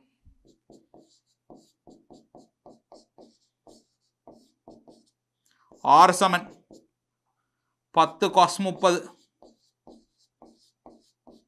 தர நேரம் எவ்வளவு 6 செகண்ட். கிடை 6 முடுகள் 0. குன்றில் வச்செறிஞ்சான்னா, மலையில் வச்செறிஞ்சான்னா, ஃப்ளைட்டில் வச்செறிஞ்சான்னு எரிஞ்சாப்புறம் 6 முடுகள் இல்லை. எரிஞ்சாப்புறம் சுயாதீன இயக்கம். சுயாதீன இயக்கத்தில் பூமி கீழ் நோக்கி இழுக்க ஒழிய ஒரு தரம் கிடையா பிடிச்சு இழுக்க போகிறதில்லை. அப்போ கிடை 6 முடுகள் 0 ரைட். 10 cos 30 வர்க்க மூலம் 3 2 தர 6 இதில் 3 30 30 வர்க்க மூலம் 3 மீட்டர் 2 வரும். 30 வர்க்க மூலம் 3 மீட்டர் 2 வரும். அன்னளவாக 51 மீட்டர் பிள்ளை. வர்க்க மூலம் 3 1.7 கிட்ட வரும். இப்போ 1.7 தர 30 என்றால் 51 அன்னளவாக 51 மீட்டர். வர்க்க மூலம் 2 வர்க்க மூலம் 3 பெருமானங்கள் தெரிஞ்சு வச்சிருக்கிறதுல நட்டம் இல்லை. அடுத்தது நிலமட்டத்தில் உள்ள A என்ற ஒரு புள்ளியிலிருந்து துணிக்கை ஒன்று அறியப்படுகின்றது. அது 2 செகண்ட்களின் பின் ஏயிலிருந்து 10 மீட்டர் தூரத்தில் உள்ள 4 மீட்டர் உயரம் உள்ள ஒரு கொடிக்கம்பத்தின் உச்சியை தொடுமால் போல் கடக்கின்றது. தொடுமால் போல் கடக்குமெண்டா பிள்ளைகள் மட்டுமட்ட தொடுவது தொடையில மட்டுமட்டா போதும். கடக்கும் போது கிடையுடன் பந்தின் பாதை அமைக்கும் கோணத்தை காண்க. எங்க பாப்பம் கொஞ்சம் வில்லங்கமான கேள்வியா கிடக்கு.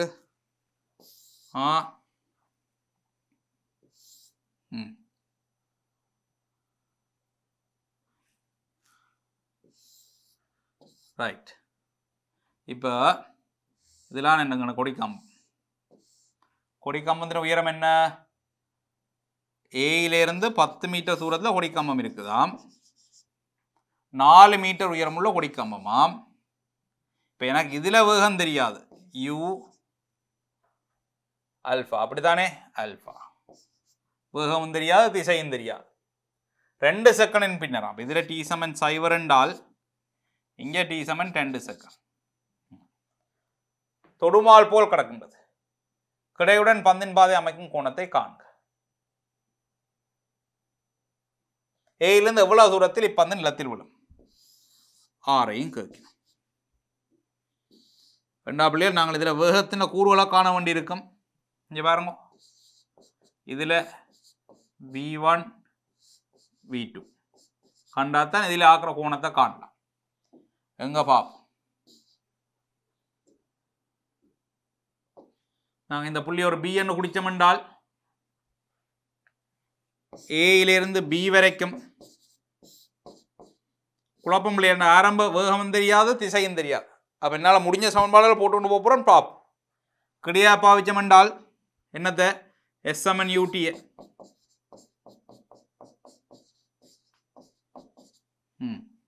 S என்றது 10 மீட்டர், U cos alpha தர T என்றது 2 செகண்ட் சொன்னவர் 2 செகண்ட். அப்போ U cos alpha = 5 என்று வருது. ஒரு சமன்பாடு. இனி நாங்கள் நிலக்குத்தை எடுப்போம். நிலக்குத்தை எடுத்தால் இதே சமன்பாட்டை S = 4 U sin alpha நிலக்குத்து வேகம் U sin alpha இல்லோ தர 2 சய அரை 10 ஏன் சய வந்தது மேல் நோக்கி பாவிக்கிறேன். T வர்க்கம் என்றால் 2 வர்க்கம் 2 விட்டுப்பட்டால் 20 இஞ்சால் வரும் 24 2 U sin alpha 2 வெட்டினா U sin alpha = 12 வருது. பாருங்க 2 தெரியாக்கணியும் 2 சமன்பாடு, யூவும் அல்ஃபாவும் தான் தெரியாது, 2 சமன்பாடு சுருக்கக்கூடியதாக இருக்கும். என்ன செய்வோம் என்றால் 10 இன் கீழ் 1 எடுப்போம். எடுத்தால் என்ன நடக்கும் என்றால் யூவும் வெட்டுப்பட்டு sin alpha இன் கீழ் cos alpha வருவார்.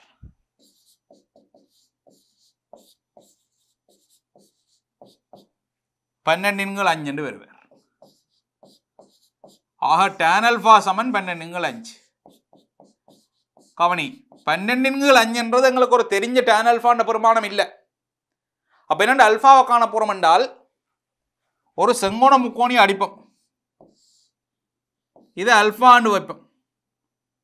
எதிர்பக்கம் 12 அயல் பக்கம் 5 போடுவோம்.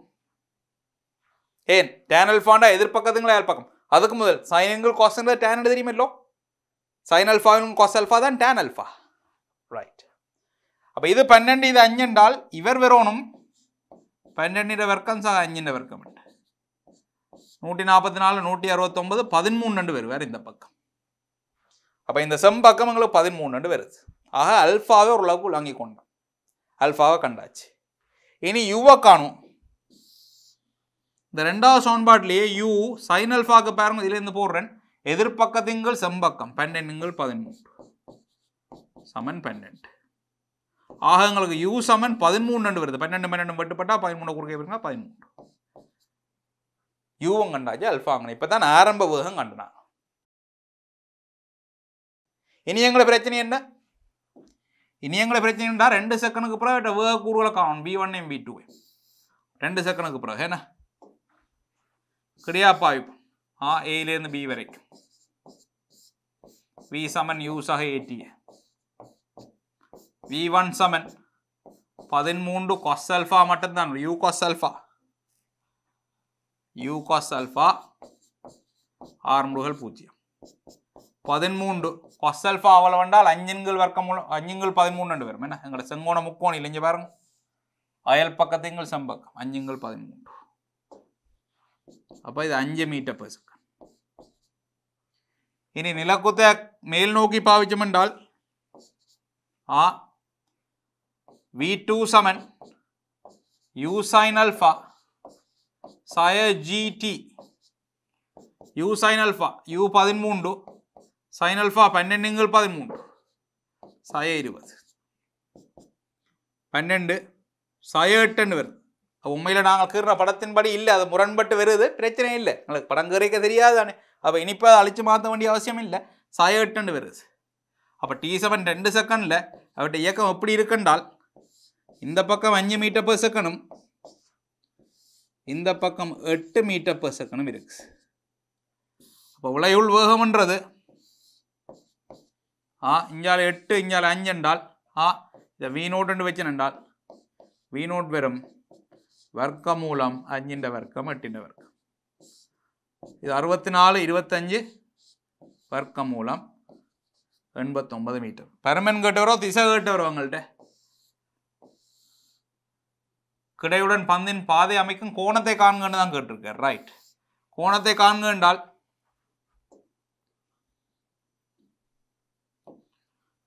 இதை நான் டீட்டான்னு வச்சிருந்தால் tan டீட்டா சமன் 8/5. டீட்டா சமன் tan இன்வர்ஸ் 8/5. அப்போ 2 செகண்ட்ல ஆகிற திசை என்றால் கிடையுடன் கீழ் நோக்கி, அதாவது கட்டாயம் சொல்லணுமா, கிடையுடன் கீழ் நோக்கி, டவுன்வர்ட்ஸ் கீழ் நோக்கி tan இன்வர்ஸ் 8/5. இதுதான் அந்த திசை. tan இன்வர்ஸ் 8/5 அட்டவணையை பார்த்து காண்றா காணலாம், கட்டாயம் காணணும் மட்டும் இல்லை, இப்படியே விடலாம், ஃபுல் மார்க்ஸ் வரும். இனி கிடைவீச்சு கேட்குறார். கிடைவீச்சு கேட்குறார் என்றால் ஏலேருந்து சி வரைக்கும், அதாவது நிலத்தை அடிக்கும் வரைக்கும் S = UT பாவிக்கும். சைவர் ஆரம்ப வேகம் உங்களுக்கு தெரியும் 13 sin alpha அரே ஜி என்றது 5 என்று வரும். ஒரு டீயை விட்டலாம், 5t = 13 sin alpha பாருங்க பிள்ளைகள், sin alpha அங்கே இருக்கு, இங்கே 12/13 என்று வரும். 12 எதிர்பக்கத்திங்கள் செம்பக்கம் 13 வெட்டினால் t = 12/5 செகண்ட், அதாவது 2.4 செகண்ட் என்றதுதான் அவர் எடுத்த மொத்த பயண நேரம். ஆக கிடைவீச்சு S = UT சக RAT வர்க்கத்தை கிடையா பாவிச்சால் கிடைவீச்சு 13 cos alpha, cos alpha என்றது 5/13 ஆக இருந்தது, 6 13 பட்டினால் 5 மீட்டர் என்பதுதான் அவற்றை கிடைவீச்சாக இருக்கு. பாருங்க, நாங்கள் செய்த சரியா உண்டு, 5 மீட்டர் என்று வரையில்லாத பிள்ளைகள். ஏன் எங்களுக்கு இதுலேயே 10 வந்தது. பாருங்க சரியா உண்டு, u cos alpha u 13 cos alpha 5/13.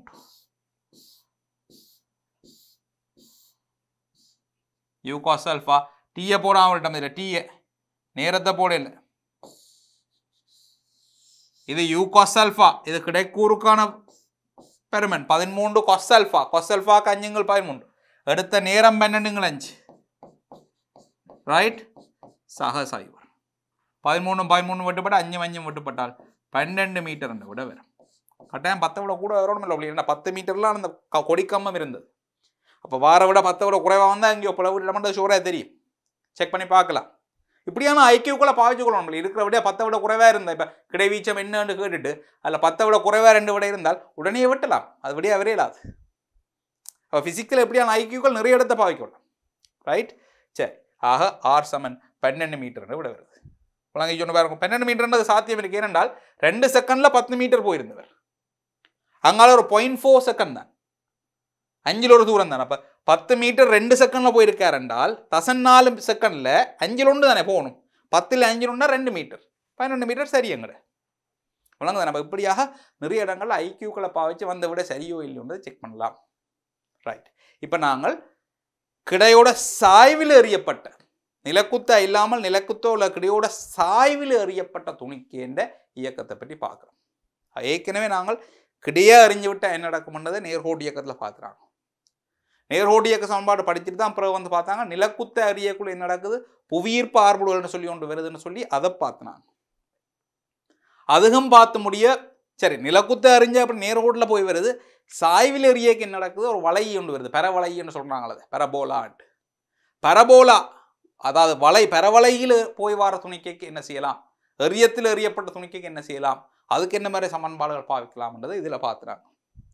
கொஞ்சம் கணக்கு உங்களை வடிவாக சொல்லி தந்திருக்கு, அவ்வளோ கணக்கையும் திருப்பி விளங்கி செய்து பண்ணணும். இதில் ஏதாவது உண்டு இன்னொரு ஆள் உங்களுக்கு விளங்கல் என்று கேட்டால் விளங்கப்படுத்தக்கூடிய அளவுக்கு நீங்கள் பழகணும். அதுதான் உண்மையான அறிவுன்றது. ஏன்னா ஐன்ஸ்டீன் சொல்லியிருக்கார், என்னது, ஒரு விஷயத்தை உங்களுக்கு இன்னொரு ஆளுக்கு விளங்கப்படுத்த இல்லாமல் இருக்கின்றால், இன்னொரு ஆளுக்கு சிம்பிளாக விளங்கப்படுத்த இல்லாமல் இருக்கின்றால் அது உங்களுக்கு விளங்கல் என்ற அர்த்தம். விளங்குது. அப்போ உங்களை சரியாக விளங்கிட்டு என்றால் அது நீங்கள் இன்னொரு ஆளுக்கு, கேட்குற ஒரு ஆளுக்கு சிம்பிளை விளங்கப்படுத்தக்கூடிய மாதிரி இருக்கணும். ரைட், அப்போ முதல் அதை பழகும். அப்போ இவ்வளோத்தையும் ப்ராக்டிஸ் பண்ணிக்கொண்டு அடுத்த பகுதிக்கு வர போகிறீங்க. அடுத்த பகுதியில் நாங்கள் இப்போ பொறியியலில் காவியல் முதல் பார்த்து நாங்கள் பிறகு இப்போ இயக்க சமன்பாடுகள் பார்த்து கொண்டிருக்கிறோம். இப்போ இதில் கடைசி பகுதிக்கு வந்து கொண்டிருக்கிறோம். அடுத்ததாக நாங்கள் பார்க்க வேண்டியது சார்பு இயக்கம். சார்பு இயக்கம்ன்றது அவ்வளோ ஆழமாக இல்லை உங்களுக்கு. சார்பு இயக்கம்ன்றது பேசிக்ஸ் இருக்கும், டச் பண்ண வேண்டி இருக்கு. அப்போ சார்பு இயக்கம்ன்றதையும் பார்த்து கொண்டோம் என்றால் எங்களுக்கு பொறியியலில் இயக்கம் என்ற பகுதி முடிஞ்சிடும். அதுக்கு பிறகு எங்கள் மெக்கானிக்ஸில் இருக்க மெட்டமெட் ஏரியாவுக்கு போகலாம். அதில் இயக்கம்ன்றது அப்படியே பெரிய பாடம். மோஷன்ன்றது மோஷனை முடிச்சிட்டோம் என்றால் மற்றதற்கு அங்கால டக் டக்குன்னு போகலாம். விளங்கிச்சோ? இவ்வளோதையும் ப்ராக்டிஸ் பண்ணிக்கொண்டு அடுத்த பகுதியில் சந்திப்போம்.